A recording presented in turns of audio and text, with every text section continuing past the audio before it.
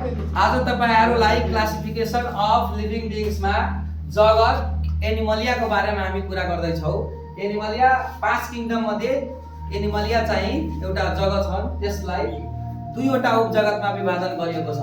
एउटा छ ढाड नभएका इन्भर्टिब्रेट्स, अर्को छ ढाड भएका भर्टिब्रेट्स। यो ढाड नभएकालाई जम्मा 8 वटा फाइलममा विभाजन गरेको छ। कति फाइलम? 8 वटा फाइलममा विभाजन गरेको छ। जुन चाहिँ हामीले सर्टकट एउटा फर्मुलाको रूपमा पनि राखेको छौं, PCPNAA। यसको अर्थ के भयो? यो P बाट पोरिफेरा, C बाट सिलेन्ट्रेटा, P बाट प्लेटिहेल्मिन्थस, N बाट निमाथेल्मिन्थिस, A बाट एनिलिडा, अर्को A बाट आर्थ्रोपोडा, अनि M बाट मोलस्का र E बाट इकाइनोडर्माटा। जम्मा कतिवटा फाइलम? 8 वटा फाइलममा विभाजन गरिएको छन्, जसका केही एक्जाम्पलहरु मैले यहाँ सरल लेखेको छ, त्यो हेर्नु होला।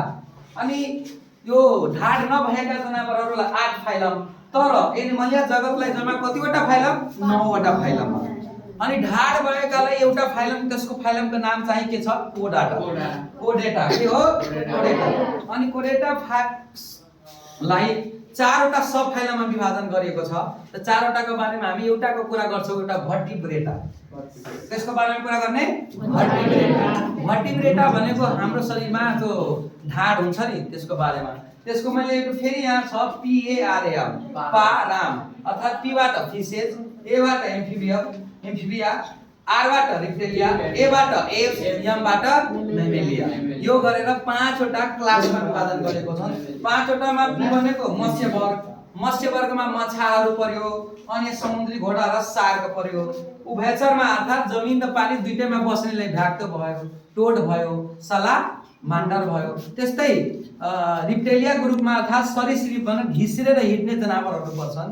त्यस अन्तर्गत के पर्छ त? सर्प भयो, त्यसपछि कछुवा भयो, त्यस्ता माउसुली भयो, यिनीहरू घिसिरेर हिँड्छन्। त्यसलाई हामी केमा राख्यौ? सरीसृप अर्थात रिप्टेलिया ग्रुपमा राख्यौ। त्यस्तै गरी अर्को 4 नम्बरमा छ पन्छी, एप्स, अर्थात पखेटा भएको शरीर हल्को हुन्छ नि, यिनीहरू के हुन्छ त? उड्छन् पनि, जस्तै परेवा भयो, डाके भयो, हैन? त्यो पन्छी जति पन्छीहरू छ सबै केमा पर्छ त? पन्छी वर्गमा पर्छ। अनि अन्तिममा सबैभन्दा विकसित स्तनधारी, अर्थात बच्चालाई दूध चुसाउने, के गर्ने? दूध चुसाउने स्तन भएको। अनि त्यसलाई त्यस्ता जीवहरुमा हामी केमा राखेछौं? स्तनपायीमा। हामी समेत मानिस पनि केमा पर्छौं त? स्तनपायीमा, मेमेलियामा। हामीले पनि दूध चुसाउँछौं, हो कैन? त्यसैले हामी कुनमा पर्छौं? मेमेलिया स्तनपायीमा पर्छौं। चमेरोले पनि, अनि चमेरोको पनि पखेटा हुन्छ, पन्छीमा त छैन नि त्यो। कहाँ राखेको छ त? स्तनधारीमा। व्हेल माछाले पनि दूध चुसाउँछ, अनि यसलाई पनि कहाँ राखेको छ त? स्तनपायीमा राखेको छ। यसरी क्लासिफिकेसनको एउटा चार्टबाट हामी सर्टकटमा तपाईहरुले सिम्पली रूपमा यसको उदाहरण सहित यिनीहरुको विशेषताको बारेमा फेरि अर्को भिडियोमा आउनेछु। हस्, धन्यवाद।